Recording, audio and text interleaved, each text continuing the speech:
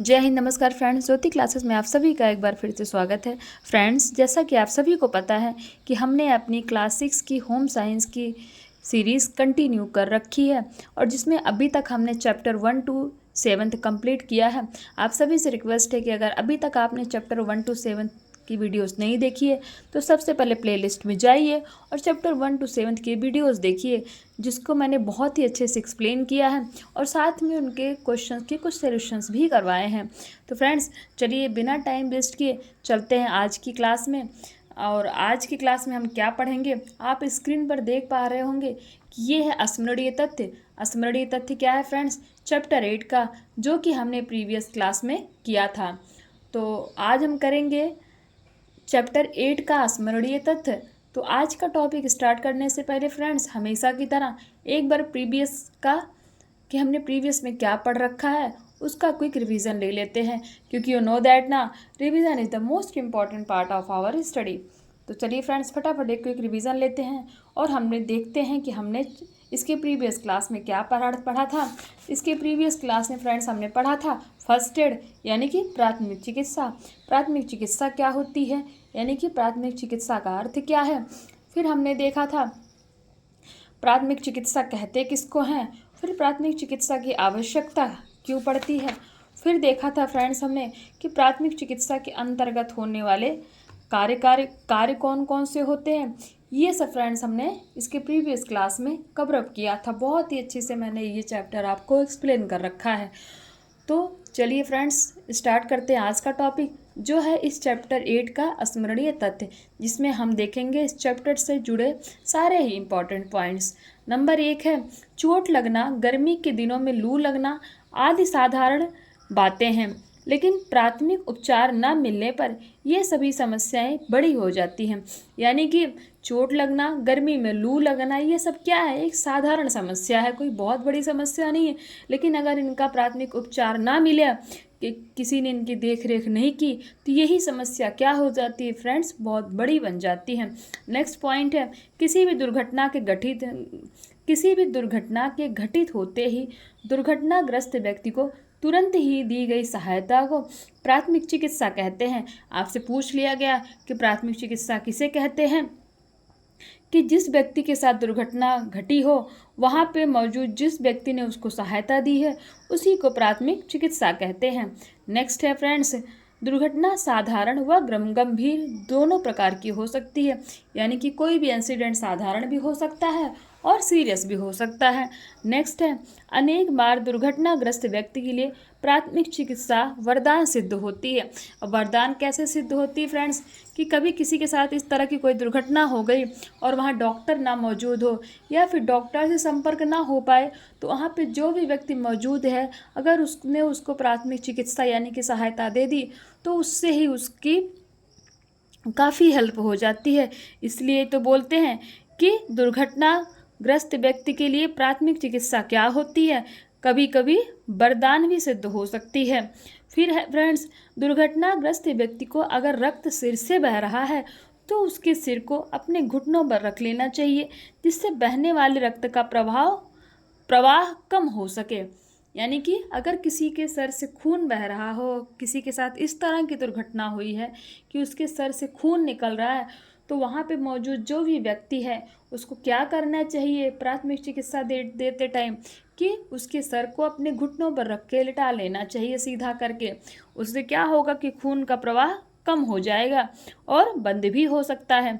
यदि दुर्घटनाग्रस्त व्यक्ति को सांस लेने में कष्ट हो रहा हो तो प्राथमिक चिकित्सा को चाहिए कि उसे कृत्रिम रूप से सांस दिलाएं। यदि व्यक्ति बेहोश हो गया हो तो उसे होश में लाने के लिए बेहोश व्यक्ति के मुंह पर पानी के छींटे दिए जाने चाहिए। तो फ्रेंड्स, ये थे इस चैप्टर के कुछ इम्पोर्टेंट पॉइंट्स। आई होप ये आपको समझ में आए होंगे। चलिए फटाफट इस चैप्टर की प्रश्नावली पर नज़र डालते हैं, जिसमें हम करेंगे बहुविकल्पीय प्रश्न, फिर देखेंगे रिक्त स्थानों की पूर्ति, फिर देखेंगे सही वाक्य तथा गलत वाक्य। तो चलिए फ्रेंड्स, फटाफट हम सही विकल्प का चिन्ह लगाते हैं।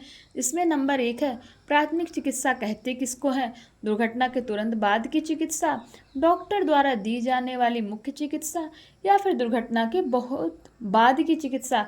तो हमने अभी पढ़ा था फ्रेंड्स कि दुर्घटना के तुरंत बाद की जो चिकित्सा यानी कि जो उपचार होता है उसी को क्या बोलते हैं, उसी को हम बोलते हैं प्राथमिक चिकित्सा।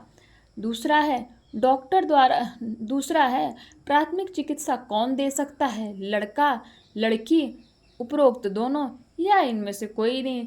तो फ्रेंड्स प्राथमिक चिकित्सा यानी कि किसी की हेल्प तो कोई भी कर सकता है, चाहे वो लड़का हो या फिर लड़की।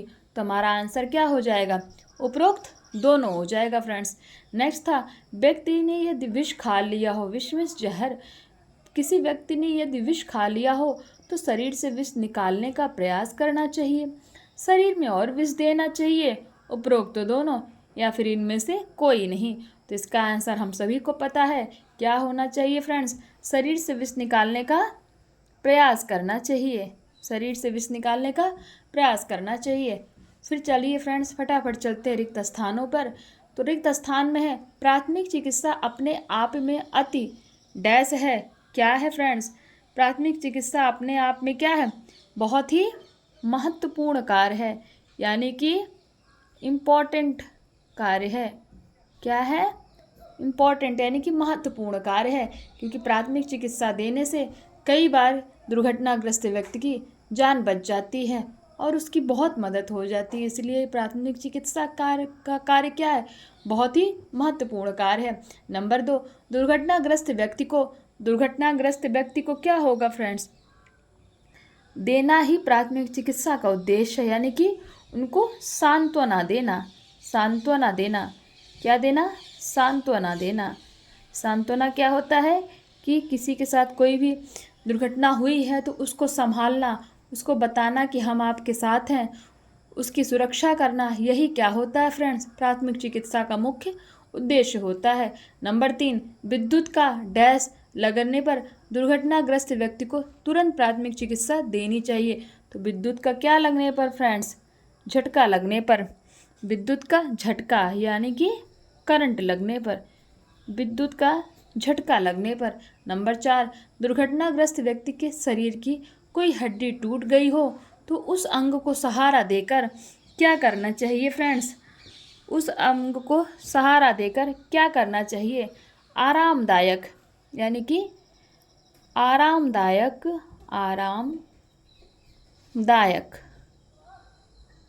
आरामदायक स्थिति में रखना चाहिए। यानी कि अगर किसी व्यक्ति के शरीर की कोई हड्डी टूट गई हो तो उस अंग को सहारा देना चाहिए और उसको बहुत ही आरामदायक पोजीशन में रखना चाहिए, यानी कि लिटा देना चाहिए। नंबर 5, सर्वप्रथम दुर्घटनाग्रस्त व्यक्ति को डैश स्थान पर लिटाना चाहिए।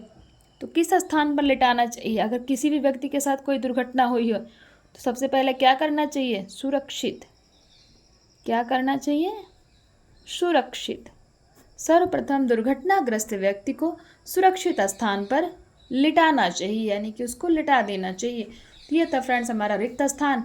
फिर हम देखते हैं सही वाक्य पर सही तथा गलत वाक्य पर गलत का निशान लगाएं। पहला है दुर्घटनाग्रस्त व्यक्ति को बहुत समय बाद ही दी जाने वाली चिकित्सा को प्राथमिक चिकित्सा कहते हैं। तो फ्रेंड्स इसका आंसर क्या हो जाएगा, इसका आंसर हो जाएगा गलत, यानी कि स्टेटमेंट क्या ये बोल रहे हैं, गलत है, क्योंकि बहुत समय बाद नहीं, तुरंत दी जाने वाली चिकित्सा को क्या कहते हैं फ्रेंड्स, प्राथमिक चिकित्सा कहते हैं। मनुष्य कार्यशील होने के कारण घर व बाहर कुछ न कुछ कार्य करता ही रहता है। तो ये स्टेटमेंट सही है कि रॉन्ग, ये स्टेटमेंट सही है फ्रेंड्स, कि मनुष्य कार्यशील है, कर्म प्रधान इंसान है, तो वो क्या करता है, हमेशा घर या बाहर कुछ न कुछ कार्य करता ही रहता है। नंबर 3, प्राथमिक चिकित्सा का अन्य उद्देश्य दुर्घटनाग्रस्त व्यक्ति की हालत को अधिक बिगड़ने से बचाता है। यानी कि ये स्टेटमेंट क्या है, ये सही है कि अगर किसी भी व्यक्ति के साथ कोई दुर्घटना हो गई हो और उसको तुरंत प्राथमिक चिकित्सा दे दी जाए तो उसकी हालत ख़राब होने से क्या करता है प्राथमिक चिकित्सा, वो उसकी बहुत ही हेल्प करता है, यानी कि बचाता है। यही प्राथमिक चिकित्सा का क्या है, उद्देश्य होता है।